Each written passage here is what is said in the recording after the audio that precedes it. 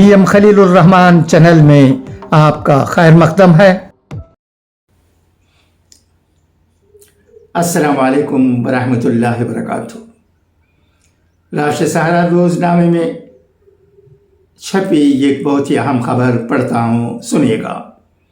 बांग्लादेश में तशद्दुद, मुसलमानों को गद्दार कहने के बहाने पर समाजवादी पार्टी के रुकन असम्बली अबू आज़मी इंतहाई बरहम। मुंबई, समाजवादी पार्टी के रुकन असम्बली अबू आज़मी ने मंगल के रोज़ अक़लियतों के ख़िलाफ़ होने वाले हमलों की सख्त अल्फाज में मज़म्मत करते हुए उस बयानिया पर सवाल उठाया जिसके तहत भारतीय मुसलमानों को गद्दार करार दिया जाता है। उन्होंने कहा कि किसी भी बिरादरी के साथ होने वाली नाइंसाफ़ी की मुखालिफत बिला तफरीक होनी चाहिए। मीडिया से गुफ्तगू करते हुए अबू आज़मी ने कहा कि अगर कोई शख्स, चाहे वो हिंदू हो या मुसलमान, किसी भी दूसरे के साथ ज़्यादती करता है तो उसे सज़ा मिलनी चाहिए। उनके मुताबिक जुल्म जहाँ भी हो और जिसके साथ भी हो उसकी मज़म्मत ज़रूरी है।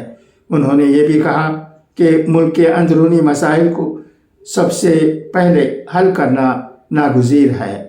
भारत की सूरत हाल का हवाला देते हुए अबू आज़मी ने कहा कि जिन मुसलमानों ने मुल्क की आज़ादी की जद्दोजहद में हिस्सा लिया और कभी वतन से गद्दारी नहीं की, आज उन्हें गद्दार कहा जाता है। उन्होंने सवाल उठाया कि ये कैसा इंसाफ है जो एक ऐसी बिरादरी पर इल्ज़ाम आयद करता है जिसने मुल्क की आज़ादी और इत्तेहाद में नुमायाँ किरदार अदा किया है।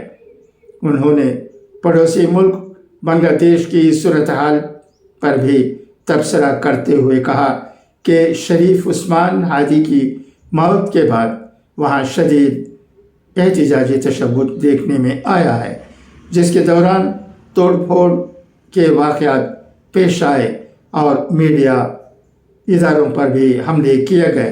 उन्होंने कहा कि इन वाक़यात में दी डेली स्टार और प्रथम आलो जैसे इदारे निशाना बने और अलामती मकामात को नुकसान पहुँचाया गया।